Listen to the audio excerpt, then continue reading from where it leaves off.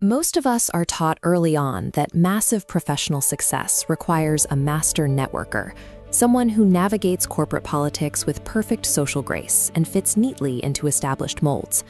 So it was genuinely jarring when the world's most polarizing innovator stood on the stage of Saturday Night Live in 2021 and made a casual admission.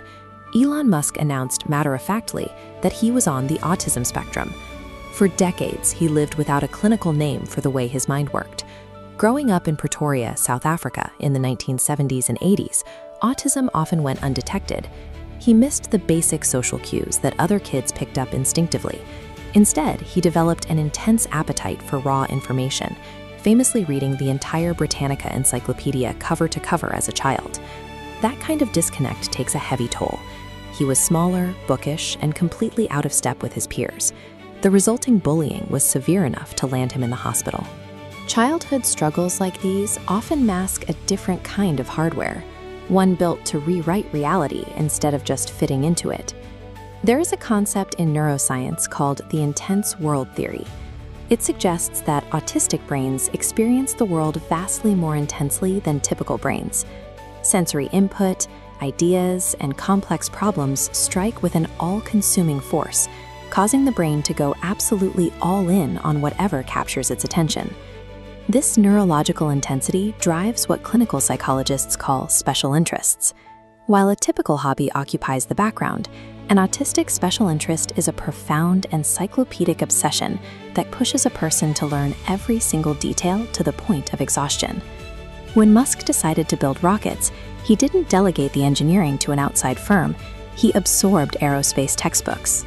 He interrogated his own staff with an endless stream of questions until they wanted to hide under their desks, refusing to accept standard industry limits. That focus drove SpaceX past 3 initial explosions to achieve the feat of landing reusable rockets on drone ships in the middle of the ocean. Channeled obsession produces an engine capable of driving civilization-level engineering feats. The autistic mind also excels at systems thinking, a cognitive skill where the brain naturally detects patterns and spots the hidden mechanics connecting large-scale structures. While a standard executive focuses on localized problems, the autistic brain instinctively maps the entire surrounding ecosystem. Musk applied this to Tesla by designing a closed loop of solar power, home batteries, and charging networks, rewiring global energy dependency. This requires first principles thinking, stripping a problem down to raw math and physics and building the solution from scratch. You have to be completely blind to how things are usually done. This natural inability to follow social and corporate traditions gives a person the freedom to dismantle and rebuild an entire industry without hesitation. Then there is the communication style. Autistic people often display a literal, direct way of speaking, operating with a notoriously weak filter between the brain and the mouth. This causes real chaos. Impulsive social media decisions, demanding workplace cultures, and 8-figure government fines result from stating exactly what is in one's head.